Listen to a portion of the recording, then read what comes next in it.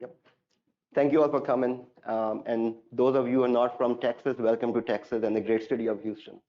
So today we are going to discuss our partnership with Ordr and how we deployed the system and how we are using the system for advantage.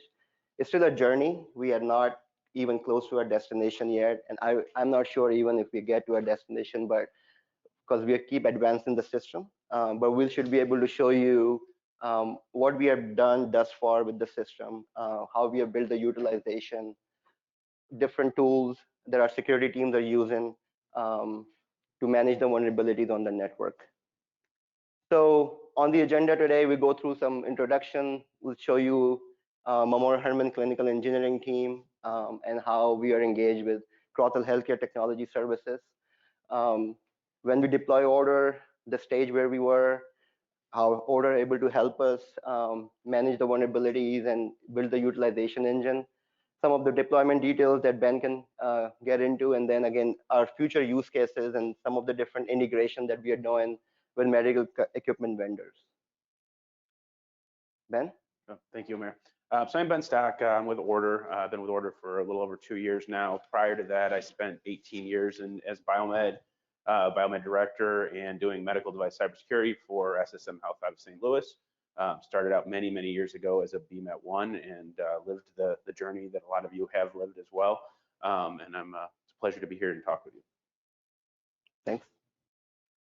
And again, I'm Umair Siddiqui. I'm the AVP of Clinical Engineering and Asset Management for Umair Hermann Health System.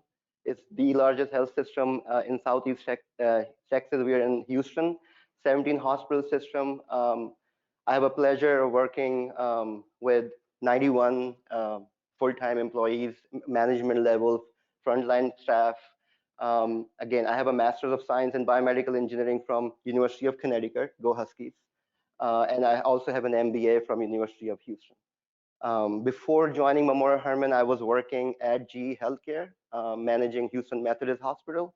And prior to that, I was at MD Anderson for almost a decade. So all in all in Houston, so I love this city. Little bit about Umair Hermann.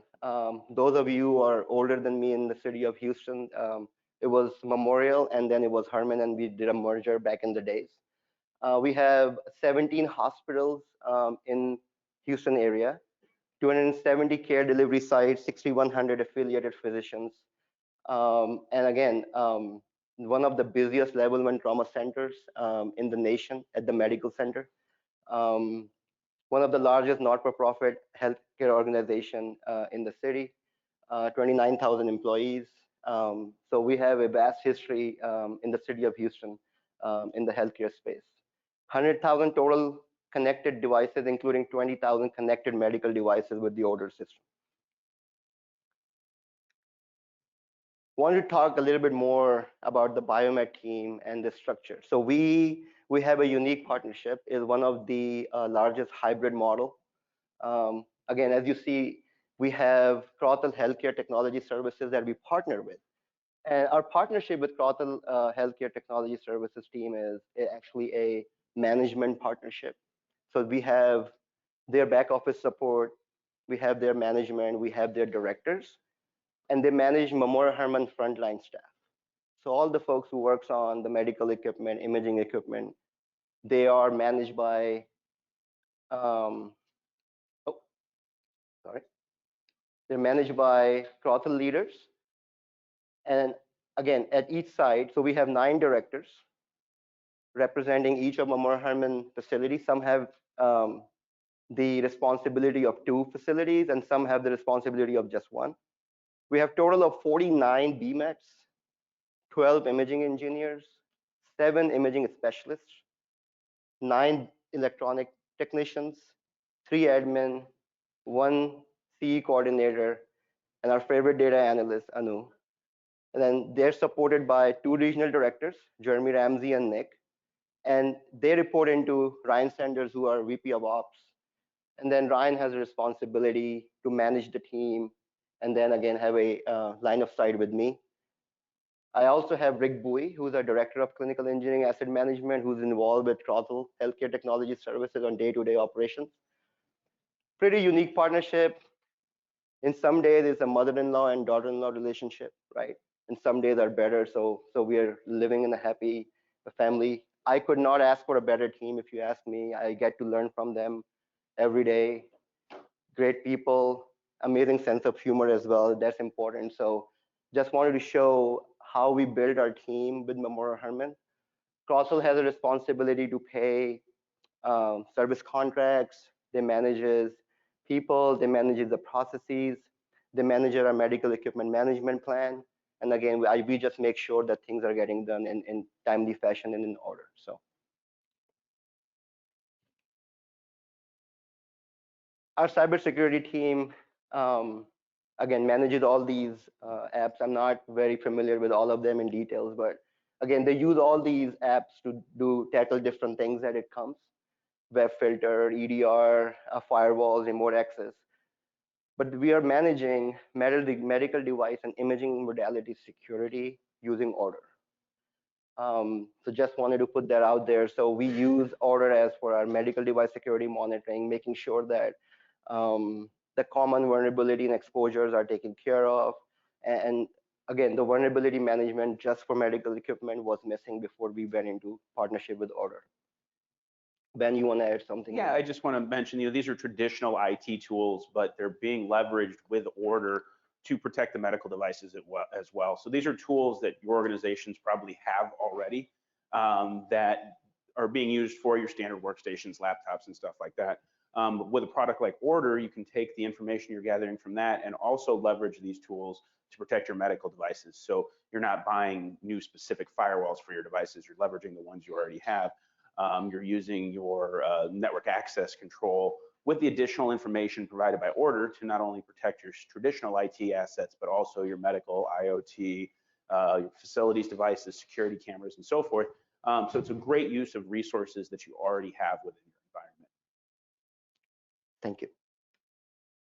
Yeah, security challenges, again, not any different than any other security team, and the clinical engineering HTM team would have. Our ISD, same challenge, right? They had lack of visibility.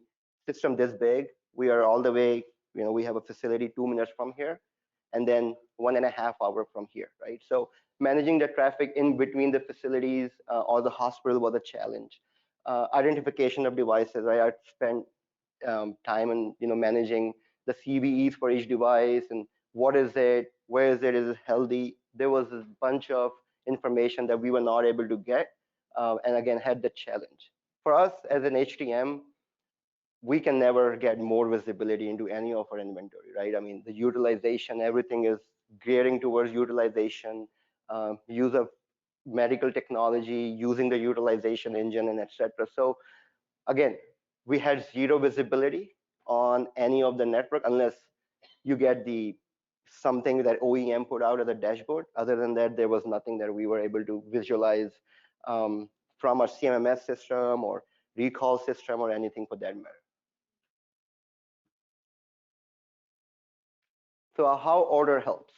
It helps us, again, validating what's on network, what is connected from facilities devices, office devices, cameras, UPSs, you name it. It's able to gather a lot of traffic that was not there before. Validating what devices needing what patches was a key. Validating operating system for the equipment. There's a big push to upgrade from Windows 7 goes to Windows 11 now, I believe. Windows 10 is also going out of life cycle. So again, Ordr provide that tool for us to visualize what's out there for 100,000 connected devices, and again, 20 to 30,000 connected medical equipment. It helps us identify and helps us manage that traffic, the whole overall compliance of the devices on the network better. Ben, you want to add something? And I just want to add that this is all done agentlessly. So we're not putting an application on these devices, which is not allowed generally. Medical devices are frowned upon by the manufacturer. So this is done just by monitoring the network traffic. And all this information is gathered and shared in a way that all the parties have the same information. So you're breaking down the barriers between the departments. So when you're talking about a medical device, they see it the same way you do. They know the same information that you know, then you know what they know, the network information, where it's connected on the network, how it's connected, what access point it's talking to, what wireless SSID it's on, all that information that you used to have to reach out to IT for, everybody has the same amount of information available. Again, you're looking at some of the utilization screen dashboard we have within Ordr. As Ben mentioned, there's not additional layers you're building on top. Something you will get. You're looking at 923 connected imaging modalities and equipment with 14 different categories and 16 different locations. So again, just want to show the group here how our utilization for imaging modalities looks like. We have long ways to go. Again, we are working with Ordr team. There's not, again, I was talking to someone in the audience, there's not a single person dedicated, right, to kind of look into Ordr and build the utilization engine. So something we will be working with our IT security team to have a dedicated person, whether on the IT side or not just looking into Ordr, but maybe we transition to Epic as a system. Someone look into that. So with that, we will be able to gain a lot of more insights on how we wanted to really look inside the ultrasound, right? What information we like to get out of it, and so on and so forth. On the other screen, you'll see one key element. You're looking at all the MR devices. We're really under and over utilization.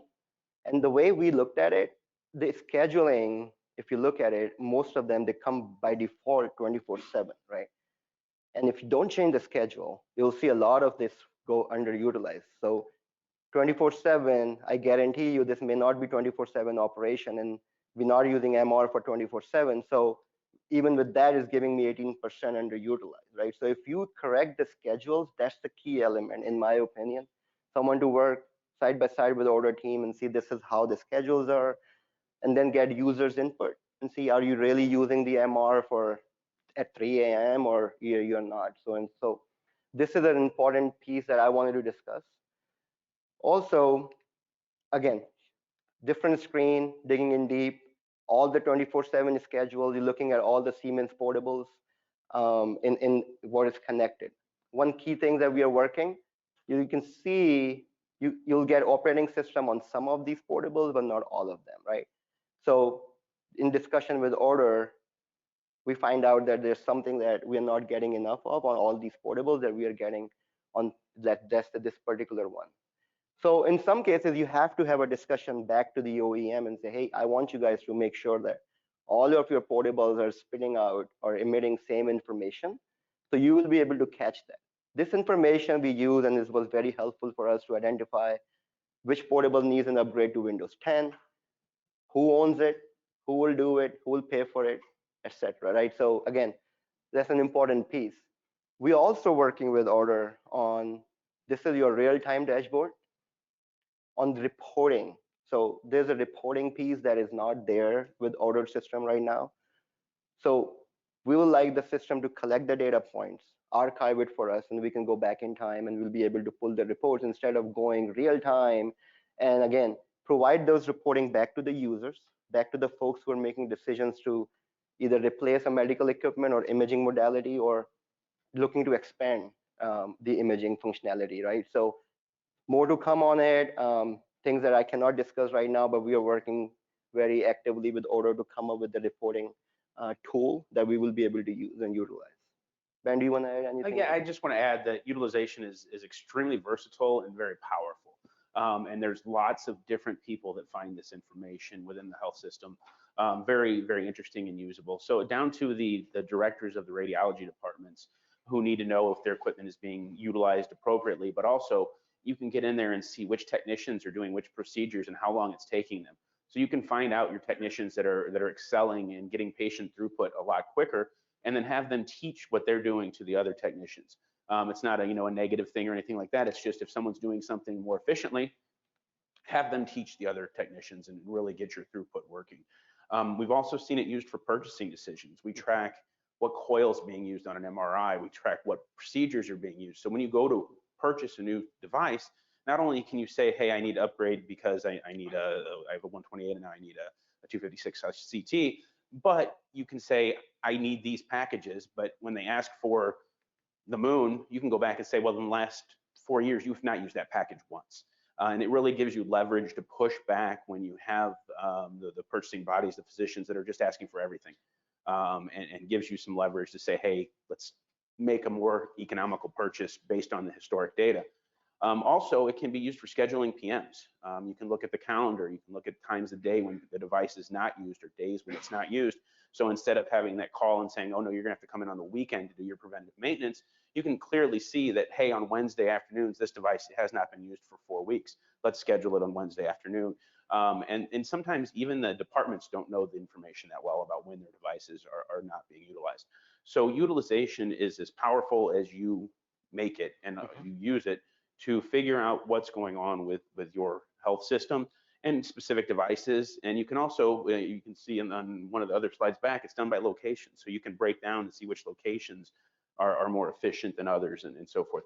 So as you slice and dice the data, you can really get insights on how your equipment is being used and how it's performing. This is the high-end, the heavy iron radiology equipment. Same thing goes for infusion pumps. Correct.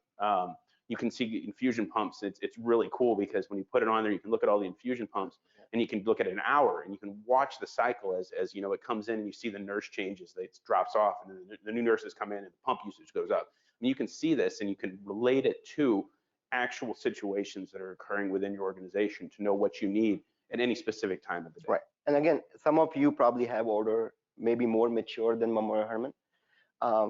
We are still on their journey. As I said, we need dedicated, FTE or two just to make sure that we are getting our return of investment out of Ordr that we have the system for. I'm sure security team gets theirs, but from the utilization engine perspective, and Ben mentioned on pumps, we are the BD house, so we have our challenges there on how you can or what you can integrate with BD and etc. So again, as Ben mentioned, is as good as good you want it to be. So we're still working on it.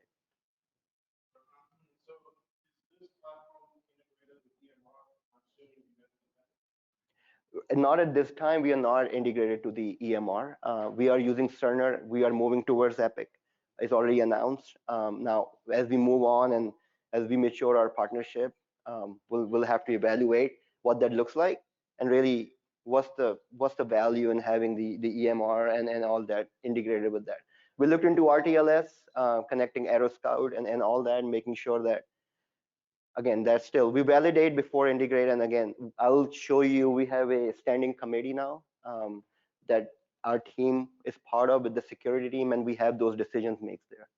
And all this data is gathered in the same process using the passive traffic monitoring. So we're not integrated. We're not getting like, we're not getting your Epic orders or anything like that. This is actual usage of the DICOM devices. When the case starts and when it stops, that's the utilization of that device. Infusion pumps, it's not just that it's turned on and connected to the network, it's that it is actively infusing from this point to this point. We consider that utilized.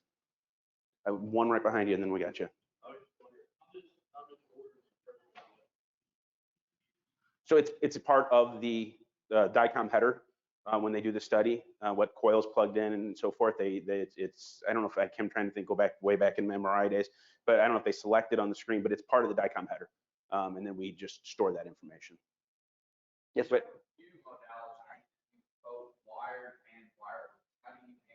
so that is a tricky question. Right now we use MAC address as the key identifier. So a device like that will show up as two separate devices. If we can get the serial number, we can bring them together, or if we have your asset inventory and you say this MAC and this MAC belong to the same device, we can bring them together. But we need some way to bring that information together because all we know is that they're just separate MAC addresses.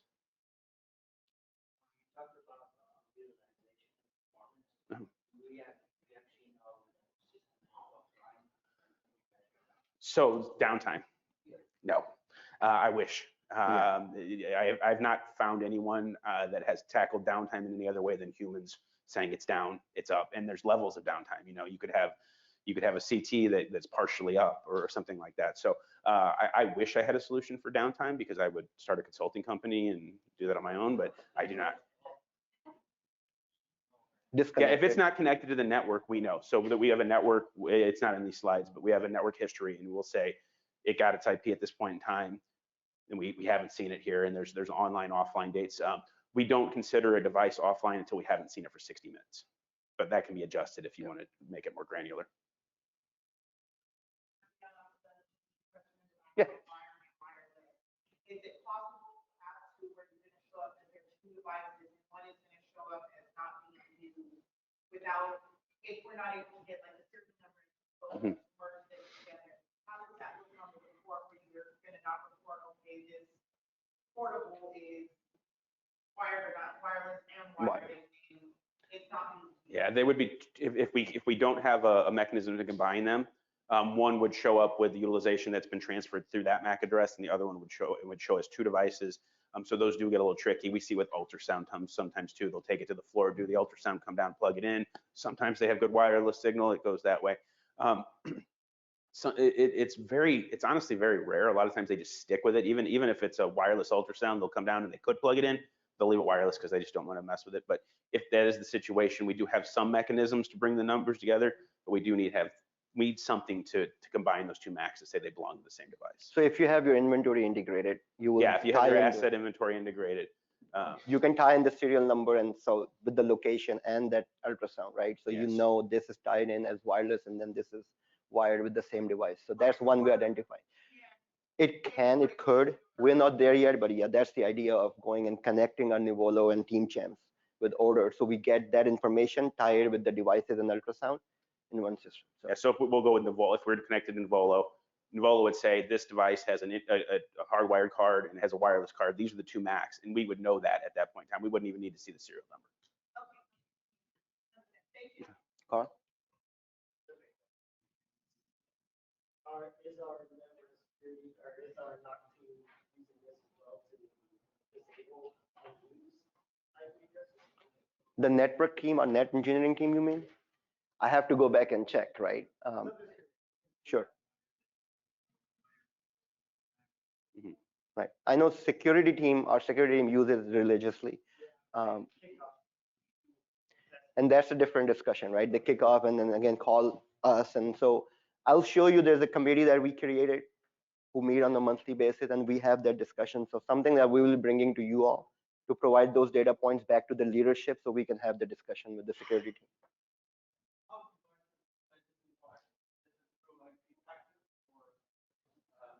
Yeah, so we're getting, typically we get a span feed in from the network, and then we do deep packet inspection on all the data that's going through and pull all the information that we show within the product out of that. And we also do some based on the types of communication, the ports it's using, the protocols it's using, that all goes into building the profile of the device to make it more accurate. That can answer your question?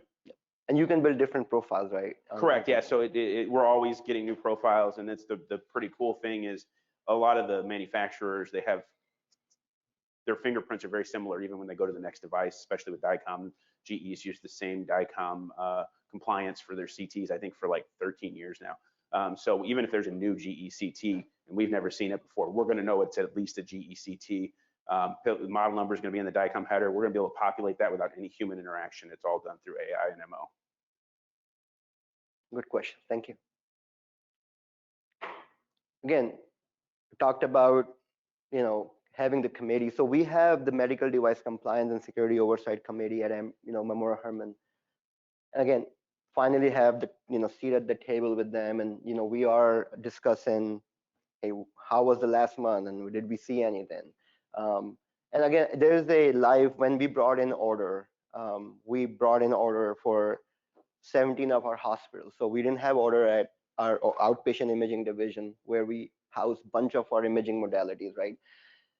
So we had Ordr at the main hospitals, not at the outpatient. We had a mobile PET CT trailer that goes around mostly at our imaging sites, and it also goes to some of the main hospitals.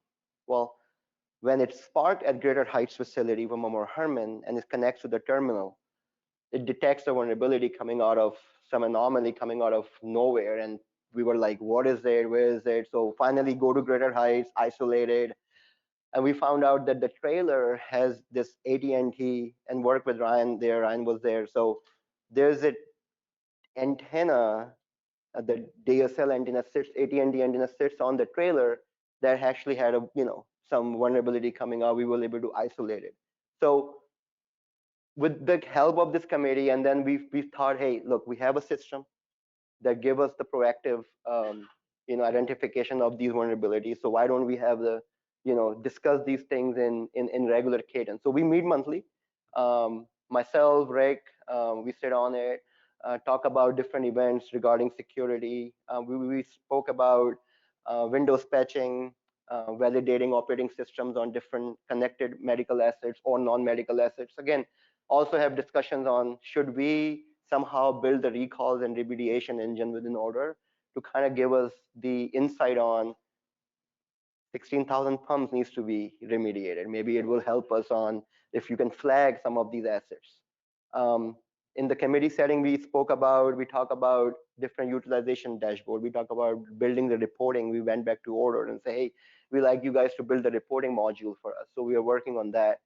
Ben mentioned the purchasing and helping with the purchasing on the imaging side. So we have a committee in Umair Hermann that actually renews our medical imaging modalities in regular cadence. So we have a 5-year plan, but we are one of the lucky healthcare system who has the capital to replace the imaging modality. So we are trying to build some sort of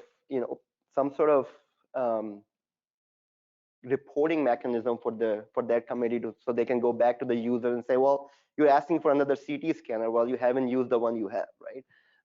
And that kind of discussion. And ownership, right?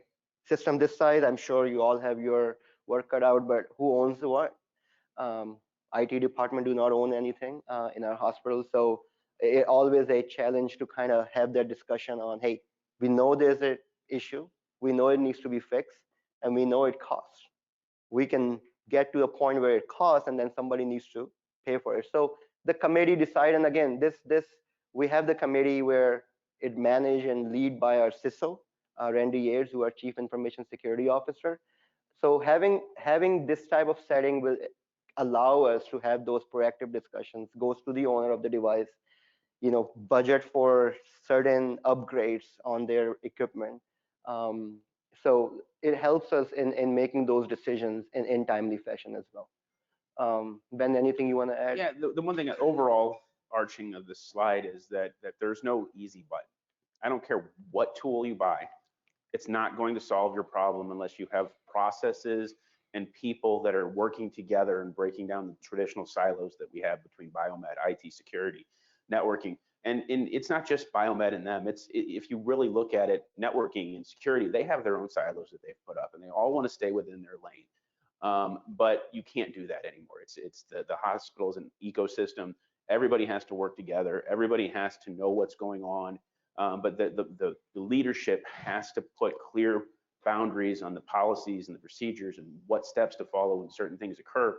Otherwise, when those things occur, it's just chaos.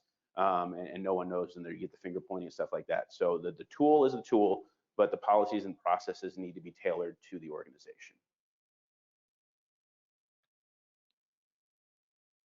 So again, that's the bread and butter for the program, right? To come in and then help us with different threats on our network, making sure we're managing the traffic, making sure it's governed, compliant, and all. And again, for us as an HTM, I was more interested when Ordr came in and see how we will be able to gain more useful insight into our medical equipment and imaging equipment. Not to mention, we also manage pneumatic tubes and other stuff. So we are now able to get at least the information out, and then what we do with this information is really we have to build these processes. So Ben, you want to add? Do you have anything more? No.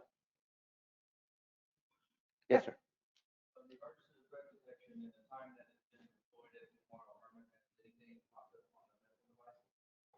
Popped up on the medical devices using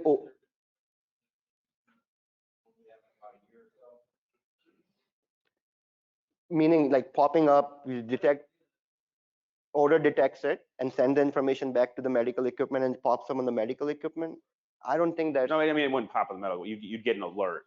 I couldn't, I don't see their system all the time, but the trailer that he mentioned would have kicked off an alarm. There would have been an alert based on the severity of the alert. It's going to be, low, medium, high, critical.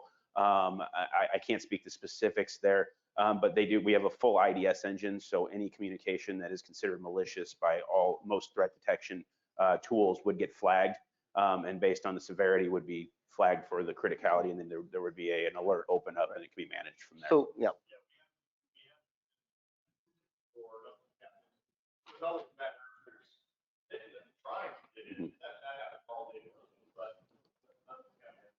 Yeah, but if it does, right? So this is again, who owns it, where it goes? It goes to the security team. They isolate it. Okay, is it a medical equipment or a connected IoT, whatever it is, right? And if the medical equipment goes to our team, hey, we're seeing this anomalies or traffic coming from this particular location, and that's where we have our leaders. Let's say if it's at TMC, we call a dealable. Say, hey, can you have someone respond and isolate the device? Once the device is isolated, now we can do what we have to do. So that's the process that we have in place. So, Forward one. Yes, sir. I'm curious, do you report risk to the CISO, so or the CIO? Mhm. How do you report that? Is it a holistic overall picture of risk? I hear you talking a lot about vulnerabilities and things like that, but I guess I'm concerned or interested in knowing, how do you articulate that back to the CISO, and then how do you use that to kind of drive forward? Right. So we have representation, right, from security teams. So, the CISO's right hand folks, they're part of the committee. So they are reporting in back and they are providing information back to each of our leaders at the hospital and say, hey, look, we know that you have this gap. You have a bunch of these patches that we need to do. You need to upgrade your portables from Windows 7 to Windows 10. So building that strategy, and then it's a CISO's job to go out and help out with that. I think we are not, as a clinical engineering, bring that information back, but we are working with his team to bring the information back.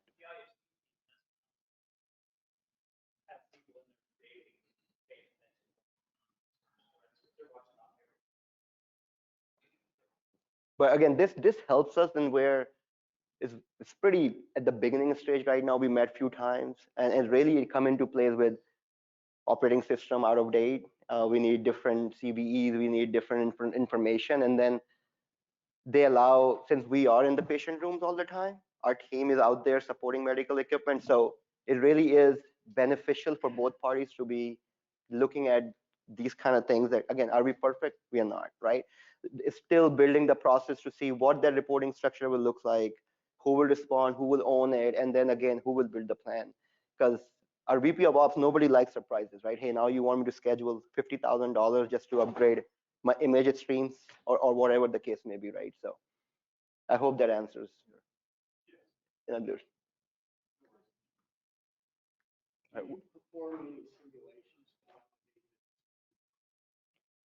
Not since we deployed the system, right? We had the trial run before we were deploying it, but not since we deployed the system. We do have customers that create threats, and they'll set up specific VLANs. We'll monitor the VLAN, it's isolated, and then they'll inject different vulnerabilities and look to make sure they're popping up and so forth. It's a good practice if you have the resources to do that. A lot of hospitals don't have teams to do that. They'll have an auditor come in and do some of that. But the infrastructure you have to set up to make sure when you're injecting those threats that you're not adversely affecting anything else it's pretty scary for most organizations to want that up. There was another question.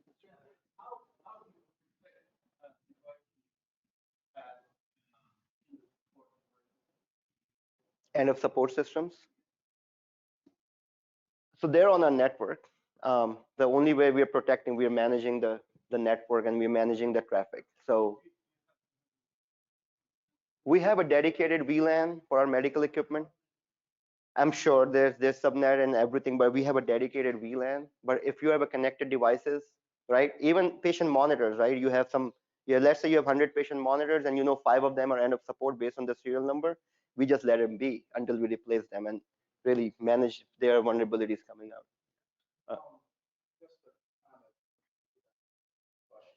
Usually, the best way to do it is to create access controls for your device. So if you got like expiring or old medical devices, go in and you look at the way it monitors the traffic and how it communicates. you can see, okay, well, it only needs to communicate with these. And so then you limit the actual ability to talk to other, kind of isolate it down. Usually, you just limit its communication to only those things that it needs to communicate with. Usually, that'll be the best way to Yeah. sort of, remediate the older device. Yeah, you reduce the threat surface using Sure. a tool like a network access control tool, Cisco ICE, things of that nature. Most health organizations are using ICE. A lot of the industry has actually moved away from ICE for other tools, but they don't have the same problems that healthcare does. ICE, when implemented properly, is a very good tool for what we're dealing with. So what Ordr does is we provide you that list of how it's communicating. We actually give you the ability to kind of test the policy, set it as your baseline, monitor it to make sure it's not going to break anything. Because if you've had to deal with network segmentation, if you're not really careful, you implement policy and then you get a call in a couple hours, hey, I can't do this, I can't do that. So we let you basically trial the policy for a period of time and then implement it. So you make sure that there's not some random thing that they're reaching out to a radiologist for their overnight shift once a month, and you miss that, and then it breaks that particular communication. Yeah, and so on that committee, we will review vulnerabilities like Windows 7. First is Windows 7 or Windows 7, then we start getting quotes for upgrades and replacement. Windows 10 patch, the most recent patch, and vulnerabilities.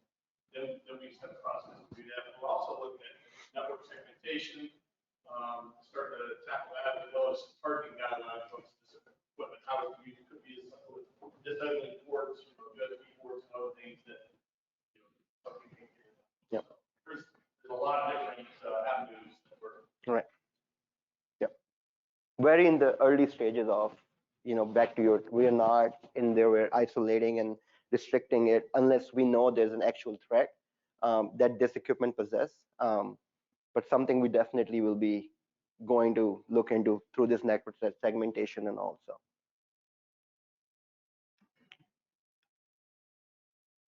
Ben, want to talk about deployment level? Yeah, so the technology works in most cases. You're going to put a physical device in that's going to monitor your span traffic and capture that. There's lots of different ways to go about it, but the basics is that you're putting a lot of network data through a box, and that box is going to do some analytics on that. It's going to strip out any PHI, and then it's only going to send metadata up to either an in-house solution that's going to have a server rack that does all the processing, or a cloud-based systems control engine is what we call it.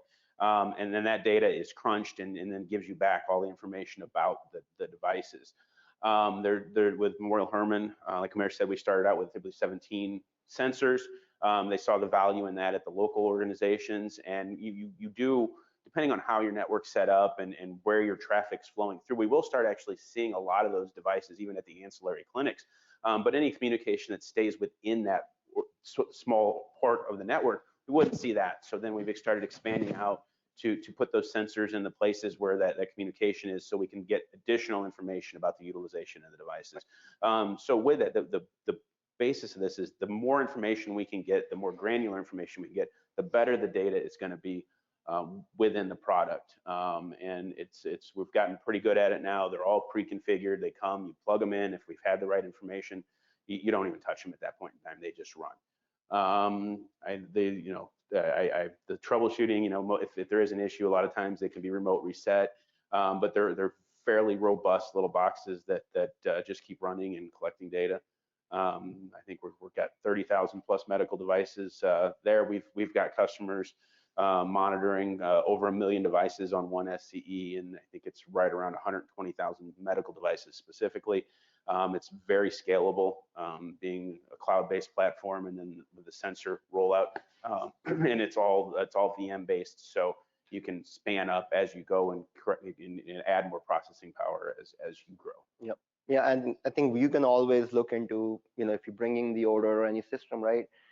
CAPEX or OPEX. So Ordr gave us the ability to OPEX the operational expense, the yearly fees out, and then again when we were bringing Crothel in 2020, we also bringing Ordr, so we asked Crothel to kind of sponsor the order platform for us and then make that part of the clinical engineering services. So that's one way we help the security team out, because again, we were right in the middle of our budget period and we didn't have enough capital laying around. So Crothel was able to help us out in funding that and then build that into the clinical engineering services. So there's that skin in the game that you call it, and then we started the discussions there. So yeah, some of the future use cases that we are interested in working with Ordr, right? And I don't know if you guys heard, they just announced a partnership with GE Healthcare. And what it means is really getting insight into the CareScape network for GE, and then again, getting good information back into our CMMS, MAC addresses, their different IPs, their serial numbers, and etc. So looking forward for that partnership to go forward, and then we will be able to get benefit out. Again, as Ben mentioned, there's nothing additional that we need to do, is just make sure that they build the engine and then we're ready to take advantage. We are 30% of the GE monitoring house, so we are 70% Philips. So but our level 1 trauma center, the medical center, they're all GE. So we're looking forward to have better controls in place for the GE monitoring. BD, we are BD Alaris infusion pumps house. We were in the rental business a lot. We've been renting a lot of our pumps. We were able to capitalize the same rental pumps. The concern that I have with BD is they only allow you a certain visibility, right? They restrict you just to your PCU, and they really, that's not even half of the information that you're looking for. You really wanted to know what channel is used and for how long, and what's the serial number of the LVP, and etc. So we had one meeting with BD. They have other bigger fishes to fry with FDA, as you guys all know. So something to come back to, and then make sure that we'll push them as Umair Hermann to open up their infrastructure for Ordr.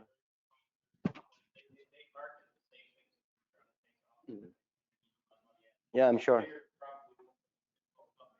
Yeah, I'm sure there, and you're I right, didn't say right? it. So, right, that it wasn't me. Yes.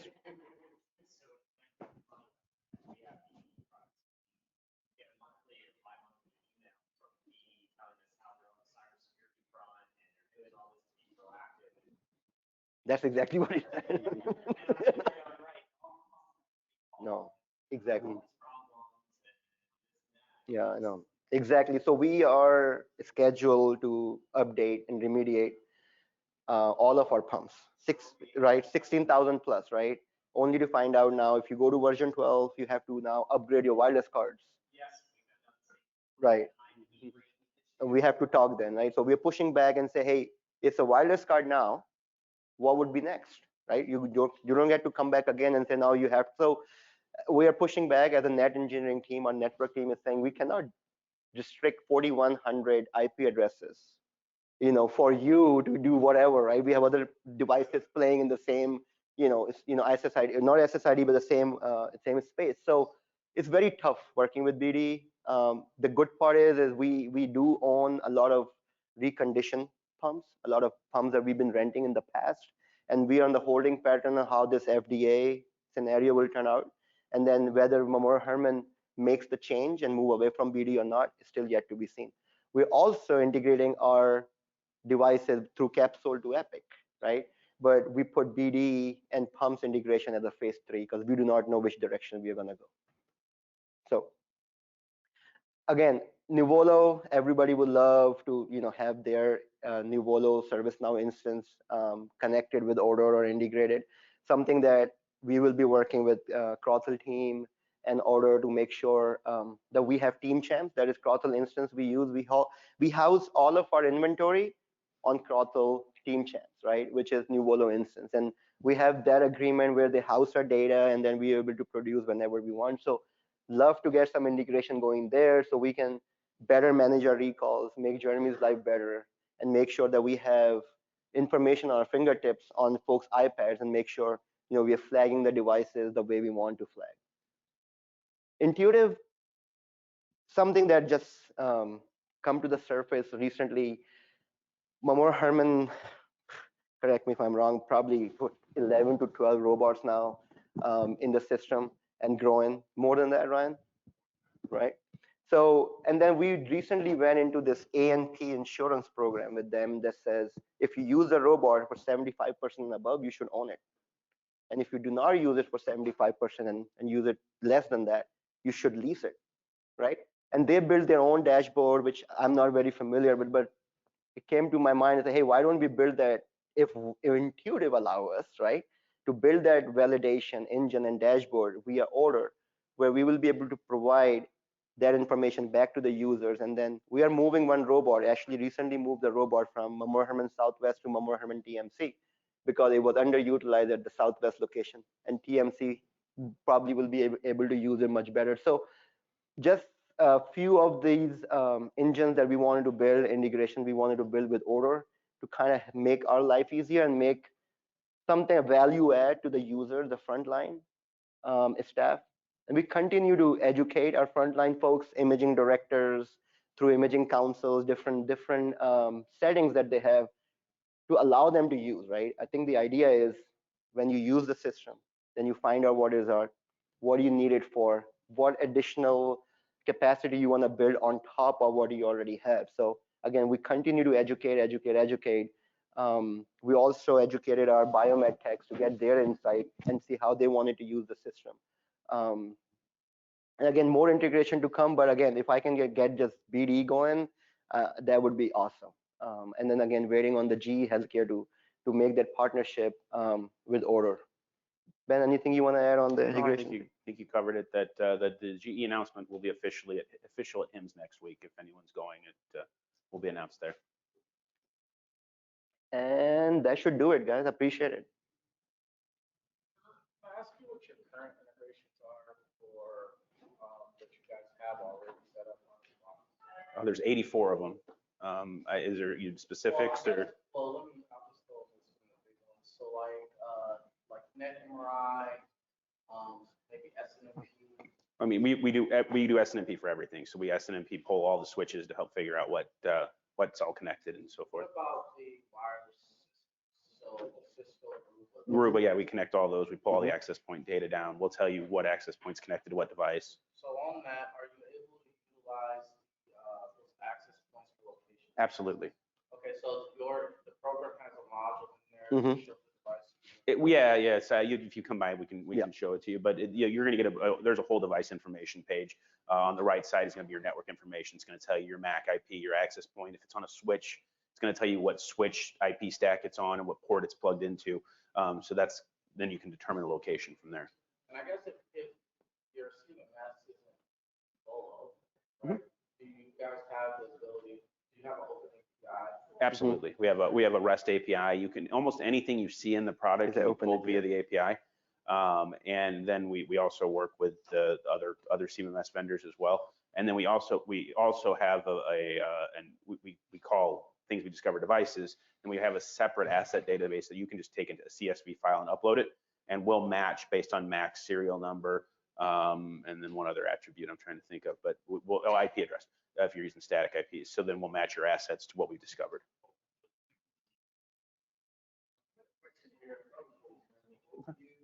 Let's say in order here, let's say you had let's say 2,000 battery devices, but if you put a number on there, I went in and say, hey, you have more than that. Yes. So what did you do?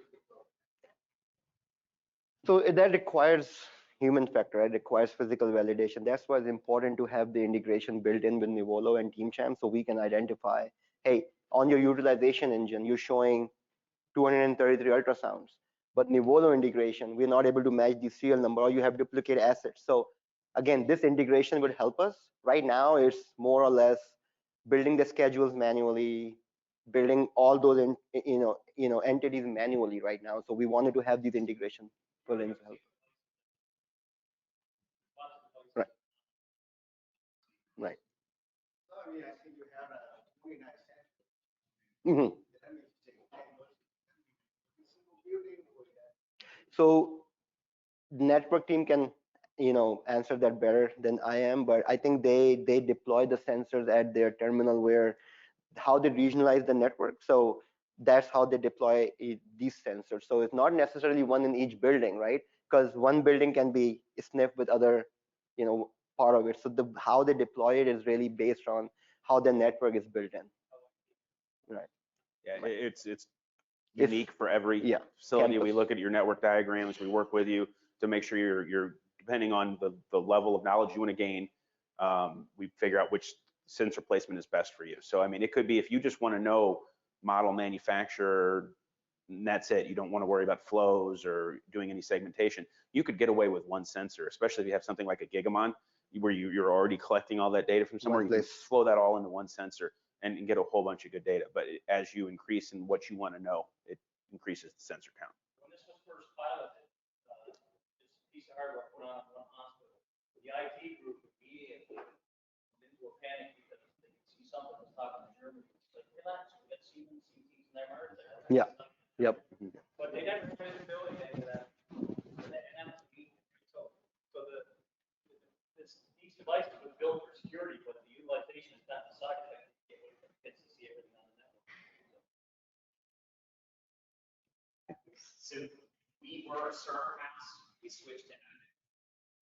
When we did that, we lost our iBus, to your devices. But we're using capsules middleware. How detailed is Ordr with capsule devices? Can you see actual devices on? We were talking about it. Yeah, we just had. We were just talking about it.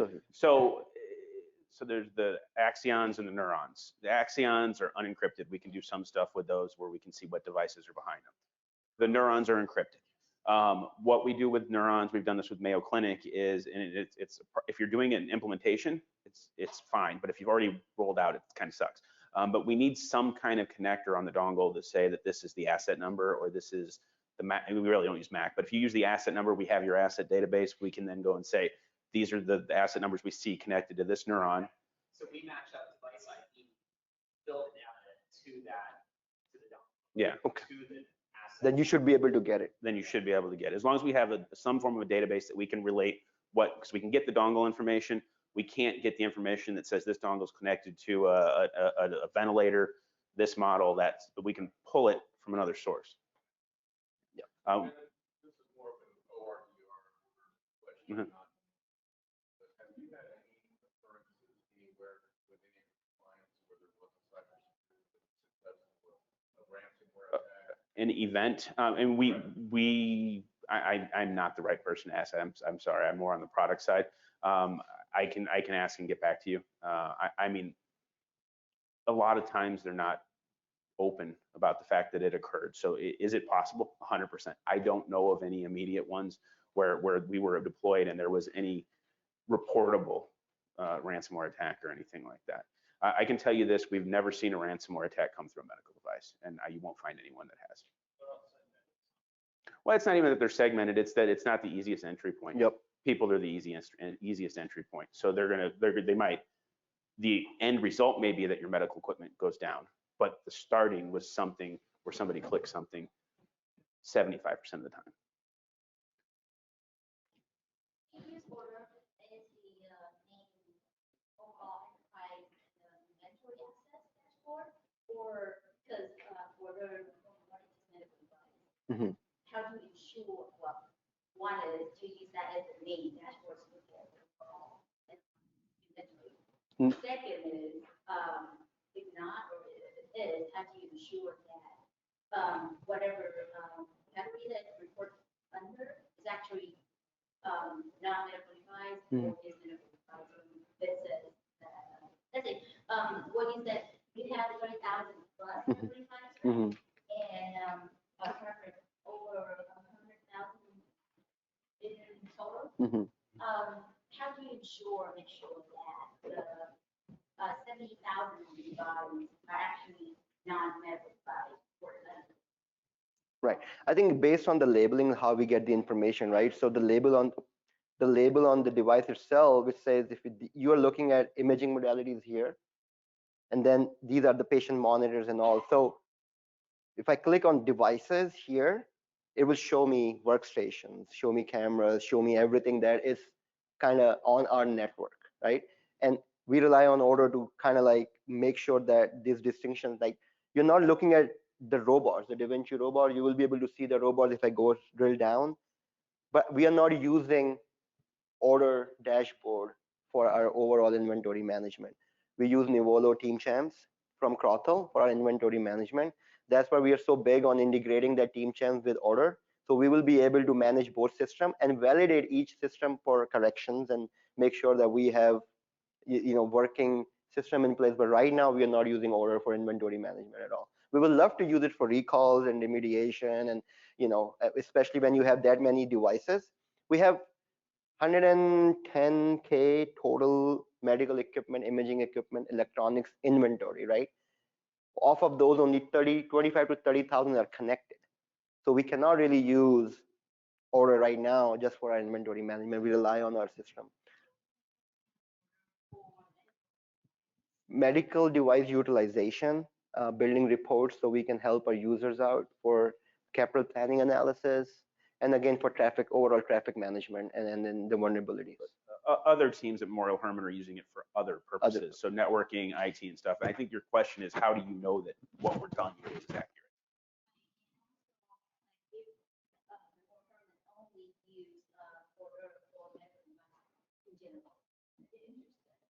Why do you keep the other locations open, or is there a reason why you do so?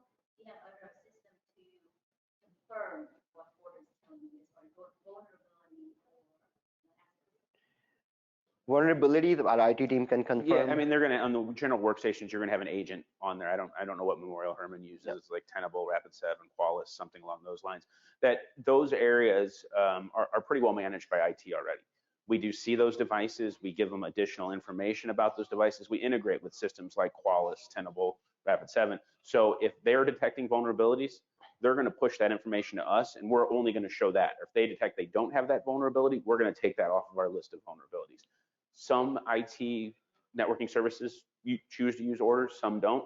What the cool thing is, though, is that everything's filterable. So if we call it a medical device, you can just say, when I log in, all I want to see is medical devices. We still see all that other stuff, but we just keep it in the background. So it's configurable if all you care about is medical devices. We actually have a full HTM dashboard.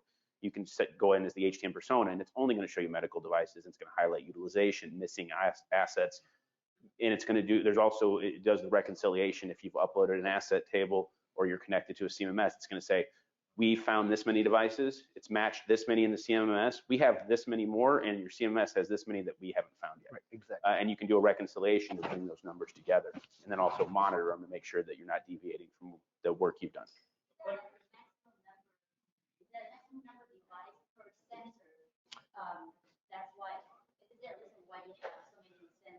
It's the network traffic that dictates where the sensors need to go. Yeah.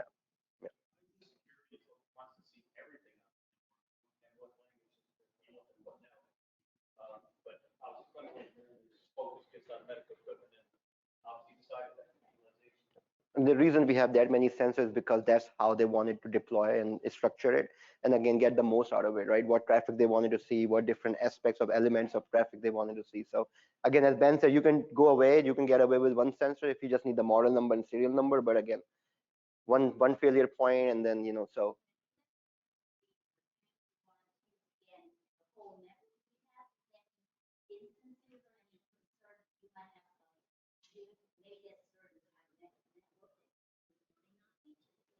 So we don't scan at all. Yeah.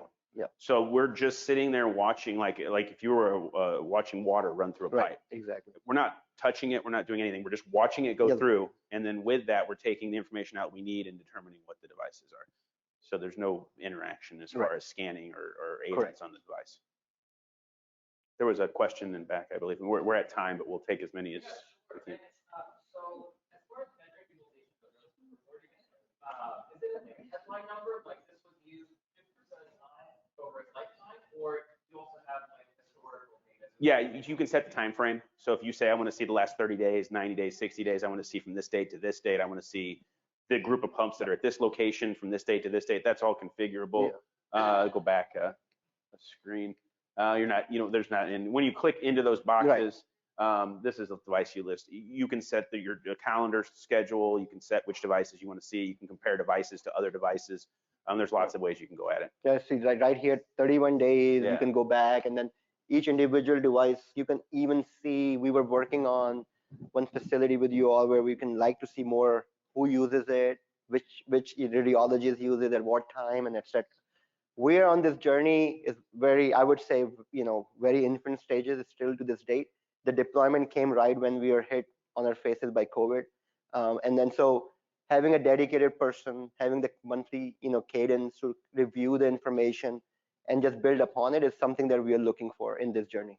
So we're not there yet, not even close. Umair will be walking around. I'll be at the booth for the expo hours. So if you have any more questions, feel free. I want to make sure everybody's time is. Thank you.